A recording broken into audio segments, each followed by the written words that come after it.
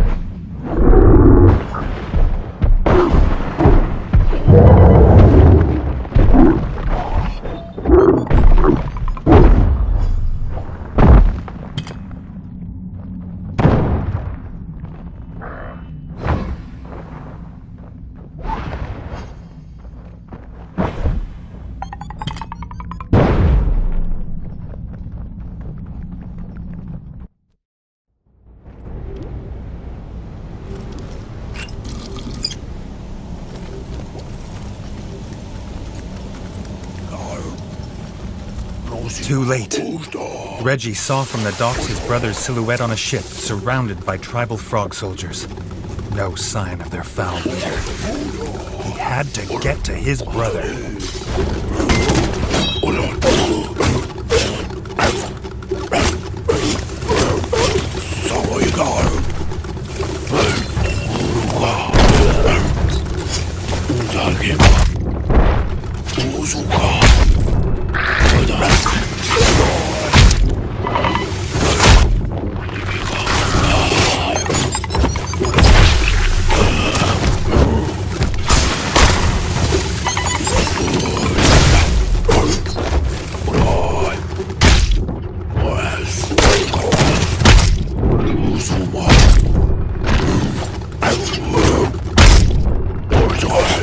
Reggie had little trust in shamans.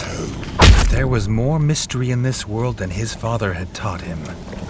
The shaman had gone, but he'd left a key.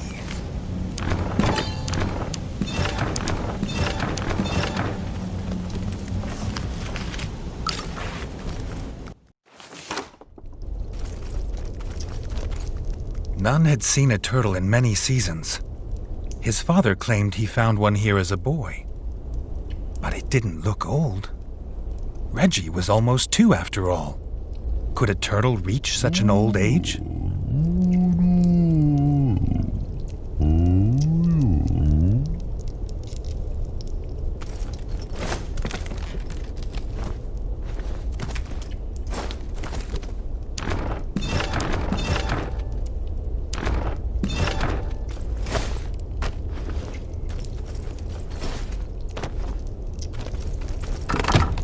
Grateful to be free, and promising entertaining tales of Reggie's father as a pup, the turtle offered to take them across the river to the foul froglands.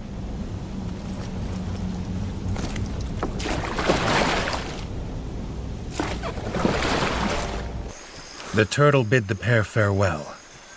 Reggie asked his friend to stay by the river. This was not his fight. But Jay never abandoned a comrade in need. They were as brothers now, he said.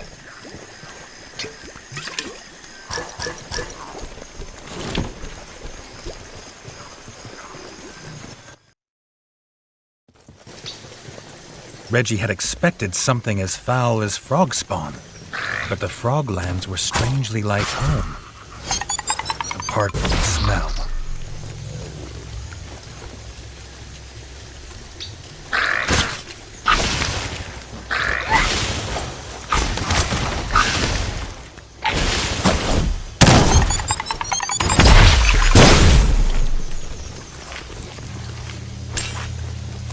The same pipes that were in Station 24/7 were visible here.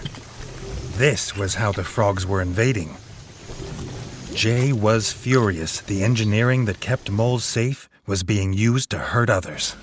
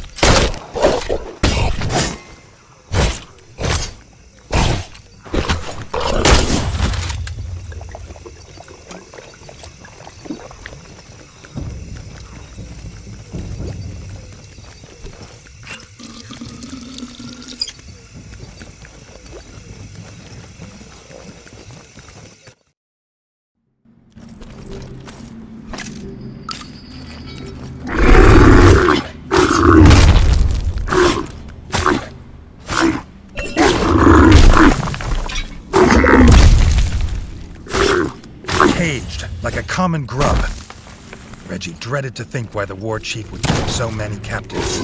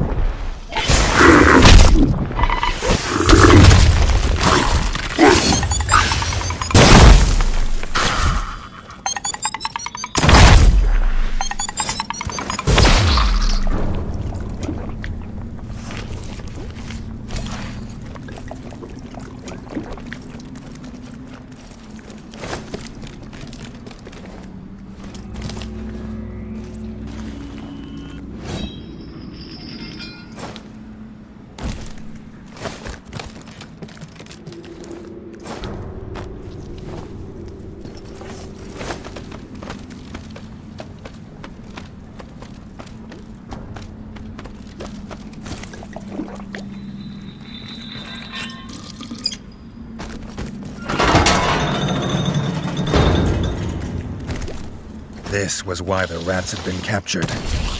The war chief had offered them up for the shaman's twisted experiments. The war chief would answer for many crimes this day.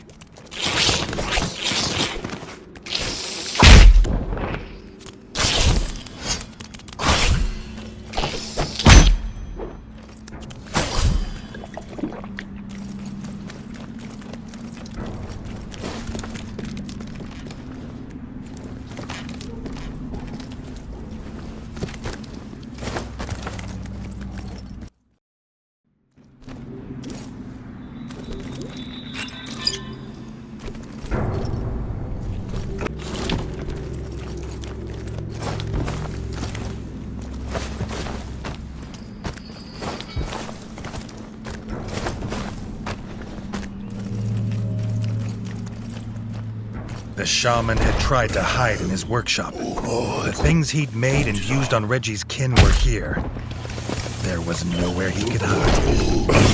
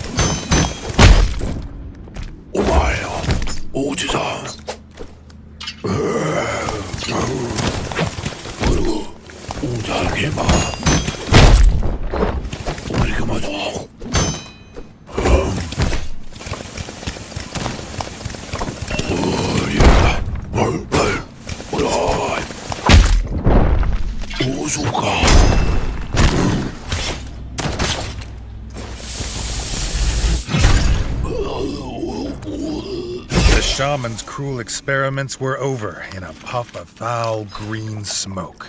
The war chief's throne room could not be far. He was the one who started this, so it was with a sword in his skull that it must end.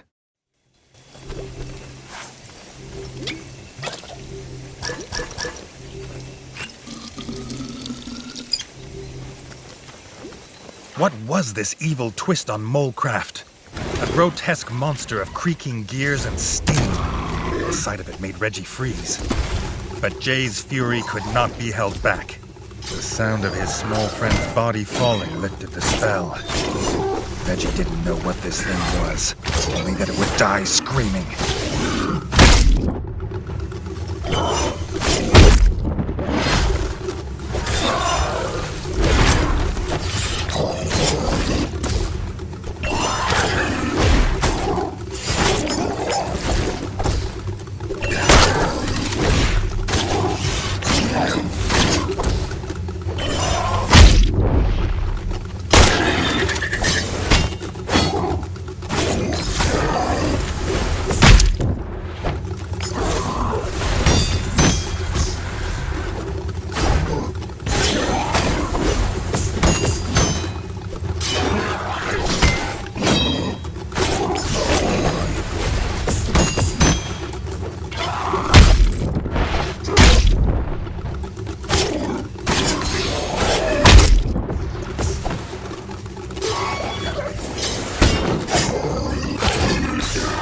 It was no beast, but his own brother in the evil machine.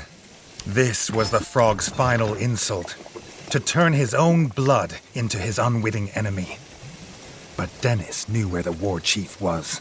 Ashamed and angry at what he'd done, Dennis ran ahead, wanting to spare Reggie this fight.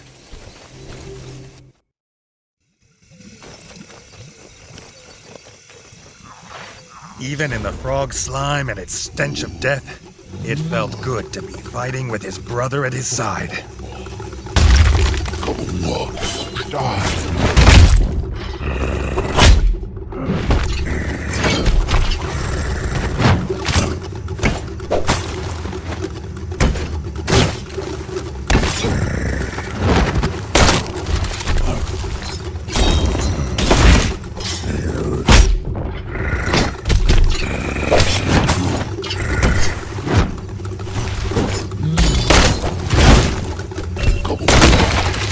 No, Reggie wouldn't believe it. Everything the evil frogs had taken from him. His brother, his friend, his kingdom. They wouldn't take his brother. And they wouldn't take him.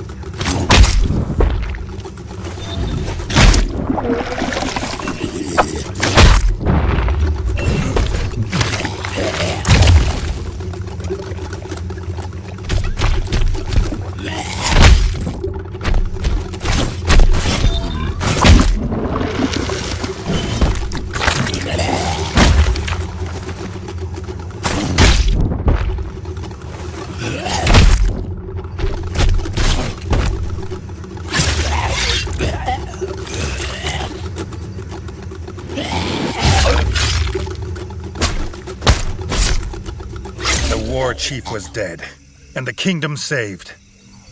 But what did it matter if his brother was gone?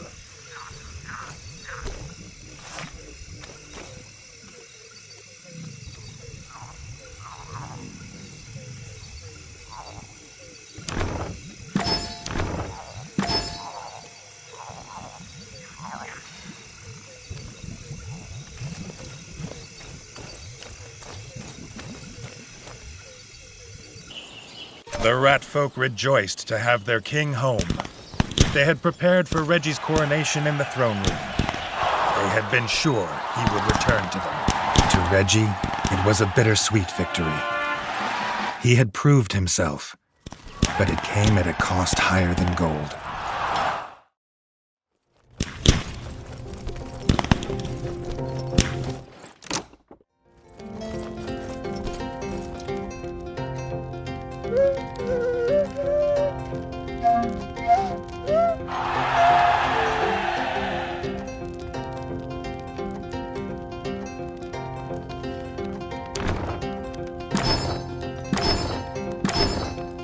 It was the start of a true golden age, free of the scourge of frog spawn. Working with the molefolk below, they built a new kingdom of steam and industry and wonder. But that is, as they say, a tale for another time.